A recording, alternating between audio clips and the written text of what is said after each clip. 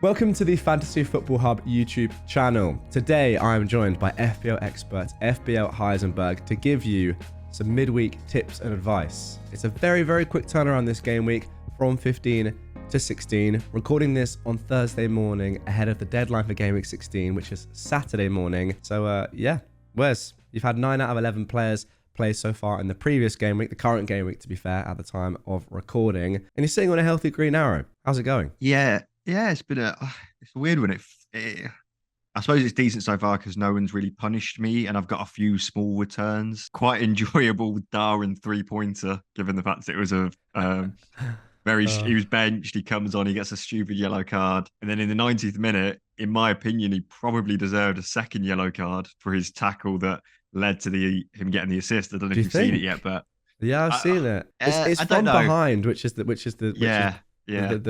controversial thing. Obviously, I'm biased because I have Darwin that I wanted it not to be given, but I wouldn't have been surprised if it was given as a foul. And if it's given as a foul, then he probably has to give him that second booking. But he crossed it and gets the assist. And then I was watching the goal and thinking, oh, it might get disallowed, and he still might get sent off. But yeah, a weird being happy with 3 points from Darwin. I'm not, but I am. That at least it wasn't a 0-pointer. Yeah, that's very true. It is strange. I guess that kind of shows that where we're at as Darwin owners, I am as one as well. Yeah. With Darwin, that we're happy with when he's not getting sent off and getting 3 points. Yeah. Playing the worst team in the league.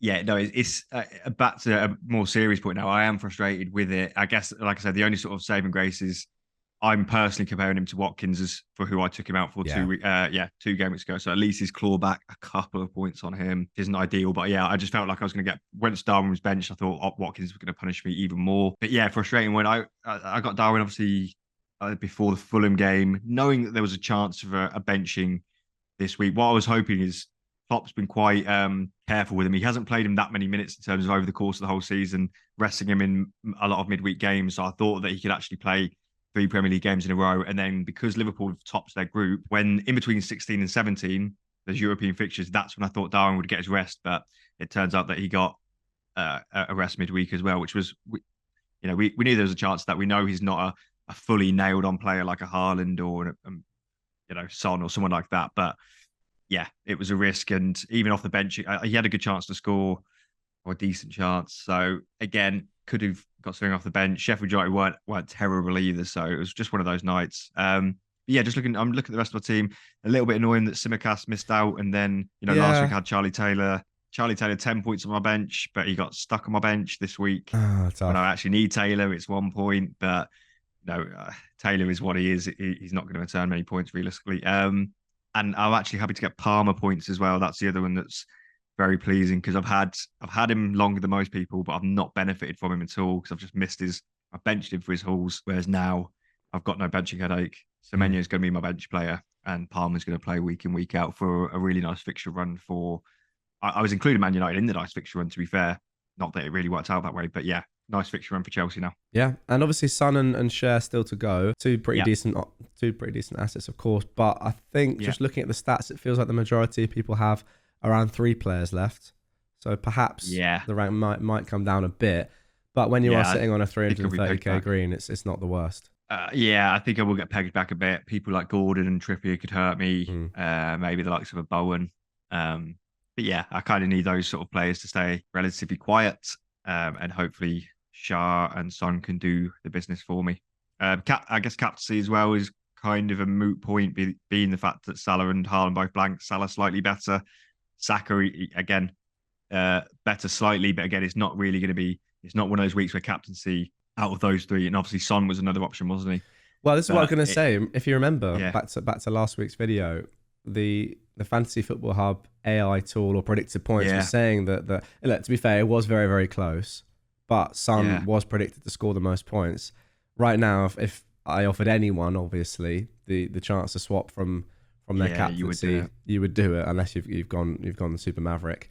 But exactly. Maybe once again the AI team is proving to us all that there is power in the numbers. And before we get into your team for the next game week, once again, do just want to say that the deal is still carrying on. 30% off, 30-day free trial if you want to sign up to Fantasy Football Hub. And you get some great stuff like this, as you can see on screen. Wes's team, on the My Team tool, looking beautiful. The amazing thing about this now is that you can skip through the game weeks and see how your team is looking from game week to game week. Obviously, as you guys know, that the turnaround time is so small, and that's one of the reasons that I absolutely love this feature. So then, let's get into it. Your team for next week. What are your initial thoughts? And Burma, perhaps, that the glaring issue, who picked up an injury that we don't quite know the extent of. Yeah, I feel like that. Just to go back to what you just said, to back up what you say, in terms of flicking through the weeks, you can actually see players like, I know in my team, for example, Haaland and Mbomo are blanking in 18. And Mbomo's probably going to be transferred out anyway. It's not going to be, I've got a plan to manage that by using this tool and, putting Haaland on the bench for that week. But if you have, say, a lot of people out there will have, say, a Pinnock or Ben Mee along with Mbomo, maybe they've got Haaland and Alvarez. So if you're one of those people, then just use the tool, or just plan ahead and maybe start thinking about what you're going to do with those assets for blank Gameweek 18. But back to this game week, my plans for the future were maybe removing Mbomo in Gameweek 17 for Gordon anyway. Gordon at that point would have Fulham at home, and Mbomo would be looking at in Gameweek 17 he would be looking at Villa at home, which is obviously tough. Then a blank. 2 decent fixtures, but then African Cup of Nations. So it was almost like an okay time to jump off him. Now he's injured. I might just bring that. I was planning on saving a transfer because I didn't want to remove Mbomo before Sheffield United away. Now he's injured. Bring that transfer forward a week possibly and get Gordon in, assuming he doesn't get injured tonight or anything. Ahead of Spurs, I'm always my theory always with Spurs games is there's going to be goals for both sides in it. So I don't mind having him for that fixture. A little bit worried about the fixture congestion for Newcastle in terms of Gordon's played a lot of minutes. He got a kind of not class game. I think he will play obviously tonight, but I don't know. Is there a risk of him being injured or playing too much? Newcastle have to, I think I've said about this before, Champions League and Europa League and stuff like that, in between Gameweek 16 and 17, teams like Liverpool, Arsenal and City can fully rest their big guns. Newcastle and United have to go full strength to try and win. And Newcastle haven't got the strength and depth of, Darwin was rested last night because they have a good backup in Gakpo.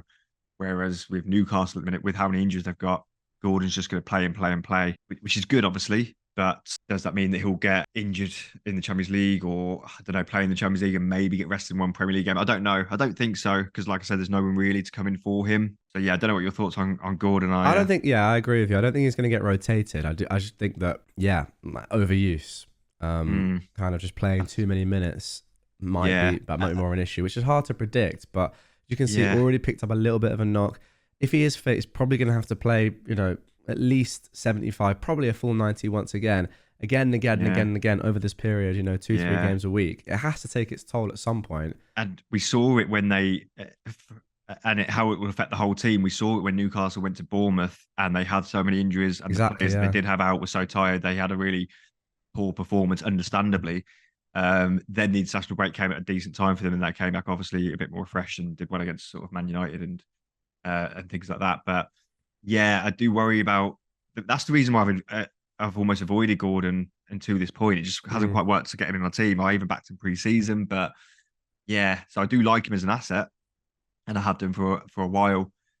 So maybe it's a little bit of overthinking by not getting him, but I do.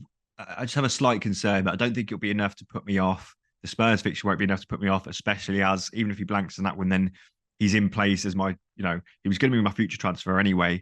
In Gameweek 17 for Mbomo, regardless of Mbomo's injury status.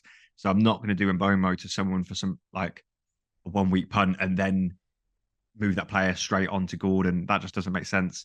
The only other thing I'm thinking, like I said last week about maybe saving money for a Trent or a Trippier. If I want to do that, then maybe Mbomo to a really cheap option. Wouldn't allow enough money for Trent straight away.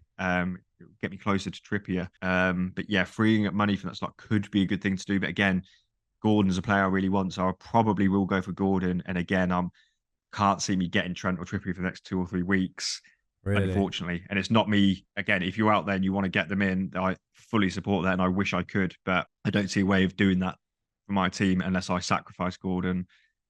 For a really cheap option, sacrifice Darwin soon for a cheap option to allow those attacking defenders into my team. It's just whether we'll ever get to the stage where we do think that's worth a sacrifice. Because, we look at Trent's points over the last 4 game weeks, 40 points.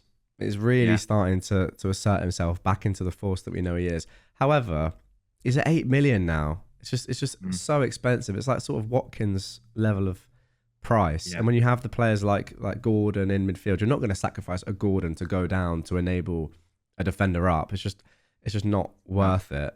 Do you ever see yourself going back to a Trippier or a Trent this season, given the current abundance of good value players across midfield and attack?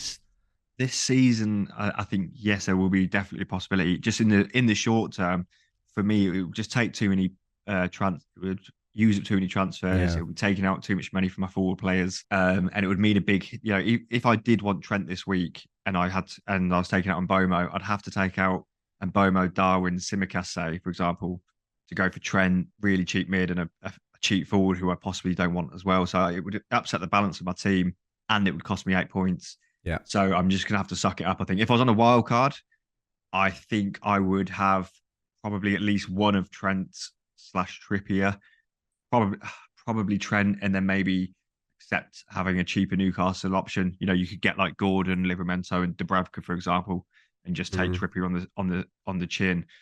And yeah, if I was on a wild card, I'd possibly find a way to finance it by going maybe a Solanke type figure up front, and then freeing up some money from that and Bomo slot down to a cheaper option. But yeah, it's difficult. It's always the way in FPL, balancing that those expensive players and not being able to have them all. And again, if I keep talking about this, but for example, my original plan was in Gameweek 18 to jump back onto Watkins after a few weeks of Darwin.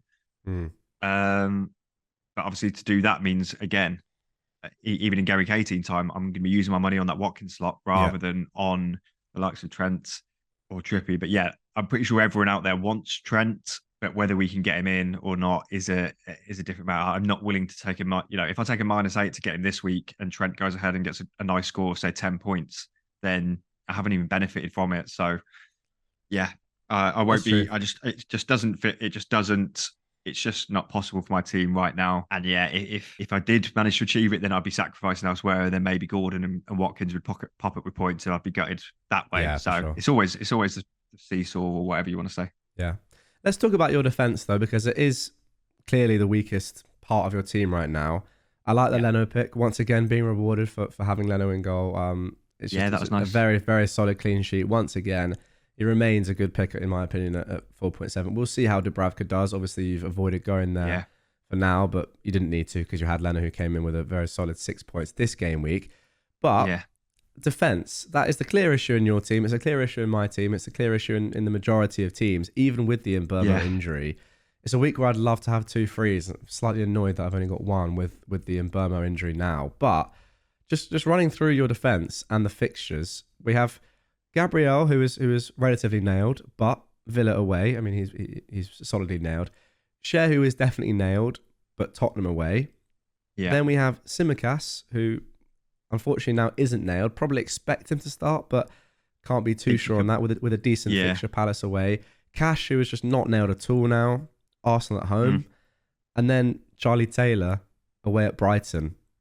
What are we thinking with your defence? Yeah, I'm not expecting clean sheets from them. I guess I'm happy in the fact that it's a season where there's not many clean sheets floating around. So even who would I swap into my team this week defensively that would be worthy of a transfer? So yeah, and again, like you said, I don't have 2 free transfers anyway. So for now, I'm just going to suck it up and accept that, Shah away at Spurs, that's not going to be a clean sheet, but I'm looking at Shah over the next 4 game weeks. I'm happy to hold him.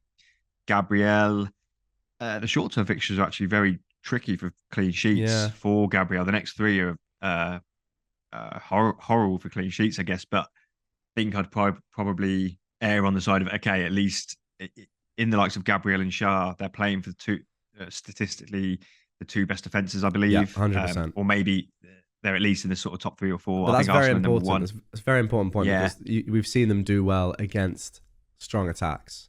Yeah, so maybe, can Arsenal go to Villa and, I don't know, scrape a 1-0 maybe? It's unlikely, but it could happen, yeah. Yeah, with Shah away at Spurs, again, I'm expecting Spurs to create plenty of chances and probably score. Those 2 have a little bit of attacking threat from corners, and Shah from open play gets forward quite a lot, which is nice. But yeah, I'm just not expecting big things for them, but they just don't make up part of my transfer plans really. Although yeah, I'm not pleased with my defense this week. And Simicast away, Palace aren't doing well at the moment. They're without Eze, and he's had his rest in midweek, just gone. I'm hoping it is a rest and not like you've said. Like I don't know. I hope he doesn't just favour Gomez now. I think Simicast will come back in, and with Simicast, he is the type of player where he does have assist threat. Liverpool are a decent enough side. Can they get a clean sheet there? Maybe, maybe not. Can he get an attack return again? Maybe, maybe not. But again, the players I'd want to target defensively would be the likes of Trent and Trippier, who I can't really get to. Yeah. I've got the predicted all defenders in the game sorted by their 4-game week predicted points on screen right now over here. And yeah, apart from Trippier and Alexander-Arnold, there's really no one that is looking like a strong option based on the predicted points. Actually, after those two, it is Cher, who you've already got, and then Lascelles. The fixtures full defenders and the, as you say, lack of clean sheets this season means that there just aren't the points available unless you go up to that top tier of Trippier and Alexander-Arnold. Even a player that I've been looking at this week, Pedro Porro, is only on 15 predicted points for the next 4. Cher and Lascelles are above that. Is that really worth for me? What would be a hit? I'm not entirely sure. So although your defense is looking weak, as you say, who would you necessarily go for? Is it worth a transfer? Exactly. I do like Porro as an option, even though Spurs might struggle to keep clean sheets with Van de Ven out. At least Romero's back for them now, so that's going to help. That's true. So yeah, that could help their clean sheet potential. And he is a player I do like. Newcastle again this week. They're playing Newcastle, who could potentially score. But yeah, I like Porro's attacking threat a lot. But yeah, I don't think I want to be using transfers there right now. Even looking to future weeks, I've got, not this week away at Brighton, but next week, Everton at home for Taylor. Could be one that I risk him in there. Again, not expecting too much from the Burnley defence, but you never know. I benched him against Sheffield United, possibly incorrectly. Then Taylor's got Fulham. So again, it's not the worst fixture for my sort of bench defender. Cash, I'm hoping what's happening with Cash is in the harder games, they favour that more solid back four with Konsa at right back. Maybe in the easier fixtures. I don't think Cash is just going to sit on the bench week in, week out. I think there will be some rotation there. And Cash has Sheffield United at home in 18. That's the big one. He plays in that one. Do you think he's going to play? That is what it all comes down to, I think, because we're seeing him about to drop in price again, I think. His price is absolutely plummeting. But it's all about that 18 fixture, that blank game. Yeah, for me, I'm letting Cash just rot on my bench. He was third sub. I think he's been third sub. Even against Bournemouth, I put him third sub. I predicted him to be on the bench there. Again, this week he was on the bench. Does he come back again against Arsenal? Who knows? Possibly not. By the time Sheffield United rolls around, hopefully that's a fixture they said that they want to attack in. Yeah. And they want that attacking right back in rather than a defensive one, which makes logical sense to my brain. Obviously, Emery will have his own ideas. But again, who do I move to? If I wanted to move up Cash on now, who at that sort of similar price do I get? I think I've got 0 in the bank. Yeah, 0 in the bank. So you're going to probably move down off and Burmo. So you could get to any other defender apart from the two defenders that you've actually said that you'd be willing to go for, even though you probably wouldn't given your structure. Yeah. If you're watching this and you've sold Cash or thinking of selling him, this isn't me saying, keep Cash because of Sheffield United in 18. I'm not saying that at all. You can absolutely sell Cash, happy days. I'm not a big Cash fan right now, which is why he's been third on my bench for 2 weeks in a row. And he's going to be third on my bench again. Charlie Taylor's ahead of him in the pecking order in my team. But yeah, I'm happy to, for my personal situation, I'm happy to let him stay on my bench. And then hopefully I can use him against Sheffield United. If not, okay, I'll move him on at that point or he stays on the bench. So yeah, as of right now with my transfer plans, moving on Cash, I can't afford to get to Porro straight away. I don't want to be taking a -4 to get a Spurs defender who I don't really trust ahead of sort of Newcastle anyway. So yeah, it doesn't suit my team, but other people removing Cash is definitely a good decision to do. Good decision to make. Sorry. Out of interest, would you do Cash to Porro for free if it was for free and you had money in the bank? Yeah, obviously it depends on the context of other aspects of your team. Yeah. But yeah, if you're watching this, you've got Cash and you've got maybe depends on the selling price. Maybe let's just say you need 0.3 and you've got that. Then Yeah, absolutely. Because Porro's taking a lot of corners, attacking from open play. We know the fullbacks for Spurs almost become number 8s in possession, don't they? Yeah, And yeah. you see, Udogie as well is a player that we all had, and then he got his injury and he got his suspension or whatever else, Yeah, and it's he's off true. the radar a little bit. He's a bit cheaper, and again, I like him. I like his attacking threat, and I like the fixtures for Spurs. So yeah, maybe for my situation, depending on money, maybe getting Udogie makes a bit more sense. If you want Porro but you can't quite afford him, I would suggest getting Udogie. But I do acknowledge that Porro, if we're taking money out of it, if you can afford both, etc., who do I think scores more points over the next 6 weeks? I would say Porro on corners, great attacking threat from open play as well. So yeah, Porro slightly better than Udogie, but it's not that much in it that means that if you can't afford Porro, getting Udogie isn't the worst thing in the world, if that makes sense. Yeah, 100%. Okay, let's move on to captaincy for this game week. One that on paper you might have said looks pretty obvious, but we have to talk about the form of Haaland over the last couple of weeks and the number of big chances that he's missing, and the fact that City haven't won a football match in a while and don't look great right now. Is Haaland the obvious captain this week? I saw a stat earlier that actually they've lost 5 times this season, City, and all 5 games Rodri's missed. They lost some penalties against Arsenal in the Community Shield without Rodri. He got a suspension in the Prem, didn't he, as well, where he missed maybe he got a red card, missed a few games, lost all of those, and then he got 5 yellows, missed a Villa game, missed that, and lost that. So Rodri is obviously a very key player for them. He'll be back. Luton away. You can make arguments for Luton being fairly decent at home, their atmosphere, etc. But for me, it is still on Haaland in a supreme fixture. And if you look at the alternatives from the sort of bigger names, Son at home to Newcastle isn't a slam dunk of a fixture. Maybe if that, maybe there's an argument to be made if Son's at home to, say, a burnley, something like that, or Sheffield United. But Newcastle at home's difficult. Yeah. And Salah's away at Palace. Going to Salah's Park is notoriously not that easy. So yeah, for me, there's no better alternative. Haaland against a newly promoted side. And if we take out all the narrative, if you look at the underlying numbers in terms of expected goals conceded and stuff like that, Luton and before this game, Luton and Sheffield United were the worst two. And Luton just conceded 4 against Arsenal, so I'm assuming that hasn't changed, or maybe Luton are even worse now. So yeah, I'm backing Haaland against a newly promoted side, home or away. Despite I take what you're saying about City's form, his form, etc. But yeah, Haaland for me. Right. Let's finish up with your AI recommended transfers. For what it's worth, I'll definitely be on Haaland as well. I just think he is the.